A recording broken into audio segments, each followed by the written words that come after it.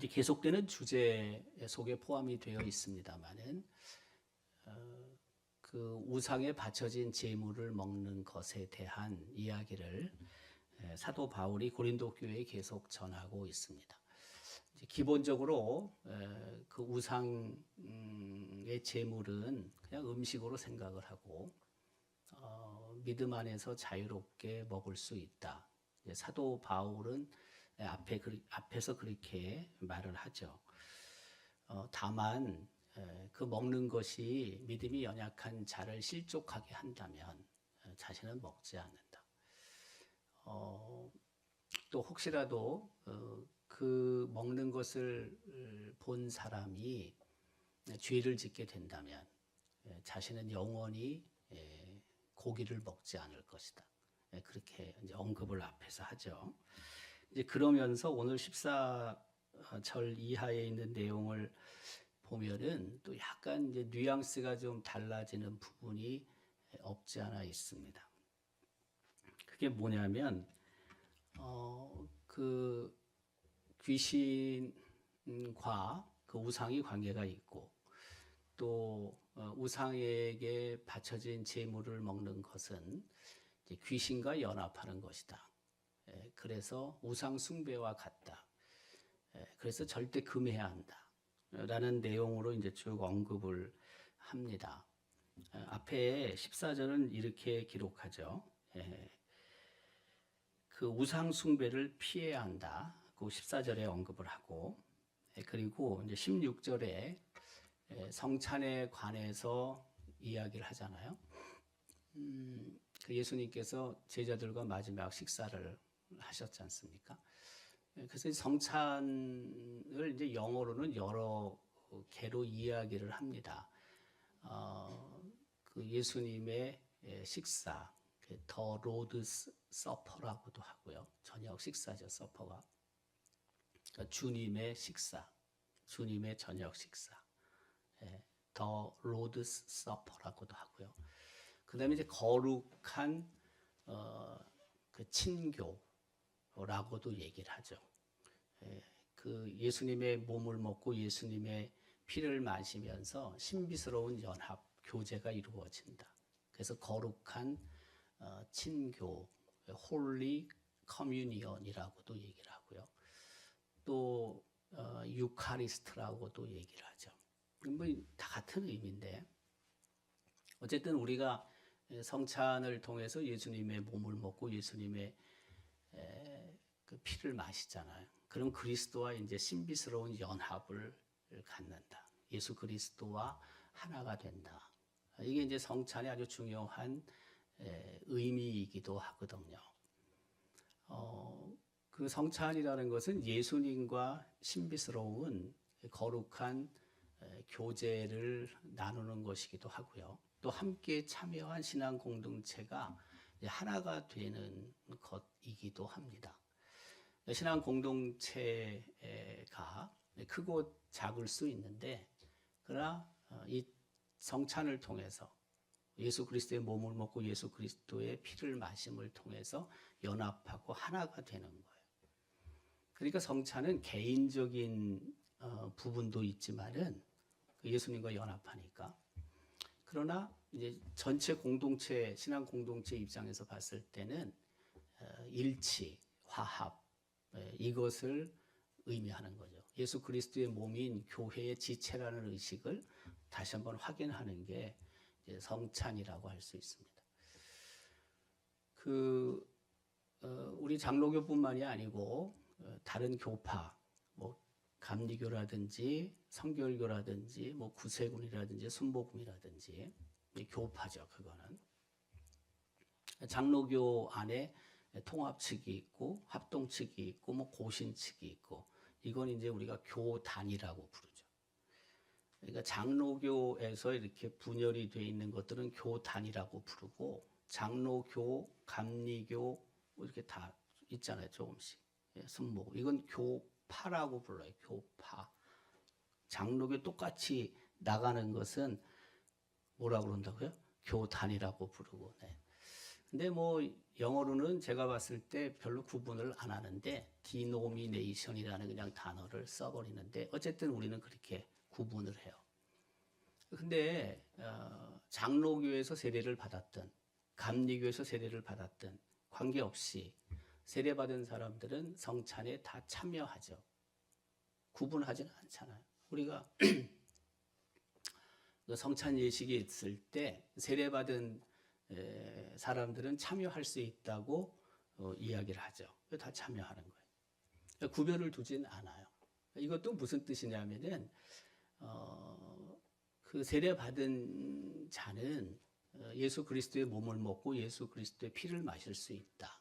이 원칙을 그대로 적용하는 거죠. 그러니까 신앙 공동체 안에서 그리스도와 연합하고 그리스도와 하나가 되는 이 성찬, 거룩한 친교, 교제에 모두가 참여할 수 있다는 거예요. 이제 이 언급을 하는 거죠. 그러면서 예수님과 하나가 되고 예수님과 연합하고 예수님과 교제한다. 근데 구약 시대에 보면은 그 제사장이나 레위인이나 또 이스라엘 백성들이 제사를 통해서 하나님과 교제를 한단 말이에요. 죄를 사함받고 하나님과 교제를 하게 되는데 지금 여기서 말하고 있는 내용은 명확하게 그게 딱 명기가 된 건 아니지만 앞서 믿음 안에서 자유롭게 우상에게 바쳐진 제물을 먹을 자유가 있다. 그러나 실족하지 않게 하기 위해서 또 죄를 짓지 않게 하기 위해서 나는 그것을 금하겠다. 안 하겠다. 사도 바울이 그렇게 언급을 한단 말이에요. 먹어도 된다는 거잖아요. 앞에 전제 자체가. 근데 지금 이 본문 안에는 먹으면 안 되는 걸로 우리가 이해할 수 있는 맥락들이 계속돼요. 이유는 뭐냐면 성찬을 통해서 예수님과 우리가 교제하듯이 그 우상의 제물을 먹음을 통해서 우상 배후에 있는 귀신과 연합한다는 거예요. 하나가 된다는 거예요. 그때 먹으면 안 된다는 거예요. 그래서 뭐가 좀 안 맞는 것 같잖아요. 지금 우리가 앞에서는 사도 바울이 그렇게 이야기해 놓고 지금 여기 와서는 10장에 와서는 뭔가 약간 좀 뒤엎는 듯한 언급도 하는 느낌이 있거든요. 그 좀 학자들에 따라서 해석이 다를 수는 있는데 저는 이런 해석을 취하는데 우상의 제단에 가서 직접 가서 우상의 제단 있는 곳에 가서 그 우상에 바쳐진 제물을 먹는 것. 근데 앞서서 말하는 것은 그 우상에 바쳐진 제물이 이제 시중에 나오는 거죠. 시중에 나와서 시장에서 이제 팔린단 말이에요. 뭐 그때만 해도 그렇게 고기라는 것이 뭐 여기저기서 다 살 수 있는 것도 아니고 보편적이긴 하지만 아무 데서나 막 구할 수 있는 게 아니니까. 그러니까 제물이 바쳐졌는데 이게 시장으로 와서 팔린단 말이에요. 그러면 제물이 아닌 것과 제물인 것을 구별하기 힘들거든요. 우리 입장에선. 어떻게 알아요? 거기다 이렇게 붙여놨다면 모를까? 붙여놓지 않으면 이게 그 제단에 갔다 온 건지 직접 잡아가지고 온 건지 잘 모르잖아요. 이런 부분의 제물과 제단에 지금 우상의 제물이 바쳐졌는데 우상에게. 근데 그 자리에서 신전에서 쉽게 얘기하면 우상이 있는 신전에서 먹고 마시는 일. 이것은 우상 숭배와 같다. 그러니까 이제 구분할 필요가 있다는 거죠. 이게 확실하게. 그래서 저는 이 뒤쪽 부분의 해석에 좀 손을 들고 싶은데 사도 바울이 처음에 한 얘기를 뒤엎는 건 아니고 약간 성격이 다른 거죠. 그러니까 직접 우상에게 절하고 또 거기서 또 음식을 먹고 신전에서 말이에요. 그런 것은 안 된다. 그것은 뭐 실족하게 하고 뭐 범죄하게 만드는 그런 것을 넘어서서 신전 자체에서 우상의 제물을 먹는 것은 우상과 연합하고 교제하고 하나가 되는 것과 같은 맥락이라는 거죠. 우리가 예수 그리스도의 그 몸을 먹고 피를 마시는 성찬, 예식을 통해서 예수님과 하나가 되는 것처럼 그런 문제가 있다라는 것을 말하고 있다고 생각이 들어요. 그게 바로 18절에 이렇게 기록하잖아요. 육신을 따라 난 이스라엘을 보라. 제물을 먹는 자들이 제단에 참여하는 자들이 아니냐. 그 제사를 드리고 거기서 그 제사장이나 레위인들이나 백성들이 먹고 마시고 하나님과 교제하잖아요. 바로 그것을 18절에 이야기하는 것이고, 그리고 20절에 이렇게 기록하잖아요. 무릇 이방인이 제사하는 것은 귀신에게 하는 것이다. 하나님께 제사하는 것이 아니다. 나는 너희가 귀신과 교제하는 자가 되기를 원하지 않는다. 그걸 먹고 마시면서 귀신과 하나가 되는, 연합하는 그런 일을 하면 안 된다. 그것은 우상 숭배와 똑같다. 그래서 14절에 언급하고 있지만 우상 숭배를 피하라. 우상 숭배를 멀리 하라는 것입니다. 먹을 수 있는데 어디서 어떤 방식으로 먹느냐, 그게 차이가 있다는 것이죠. 결국에는. 그럼에도 불구하고 나는 자유가 있다. 믿음 안에서 모든 것을 다 할 수 있다라고 생각할 수도 있는데, 사도 바울은 계속해서 말하고 있는 게 있지 않습니까? 우리가 모든 것이 가하지만 모든 것을 할 수 있는 것은 아니다. 그렇잖아요. 다 할 수 있는 자유가 있다 할지라도 그것을 해가지고 하나님 앞에서나 혹은 사람들에게 유익이 되지 않는다면 해서는 안 된다. 내가 그런 권리가 있고 자유가 있다 할지라도 결코 해서는 안 된다. 라는 것을 사도 바울은 오늘 이 말씀을 통해 우리에게 강조하고 있는 거죠. 그러면서 21절에 이렇게 결론을 내리죠. 너희가 주의 잔과 귀신의 잔을 겸하여 마시지 못하고 주의 식탁과 귀신의 식탁에 겸하여 참여하지 못하리라. 고 분명하게 말하는 거죠.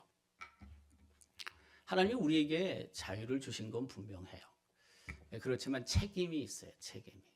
그리고 때로는 내가 모르는 상태에서 그 자유를 사용할 때도 있습니다.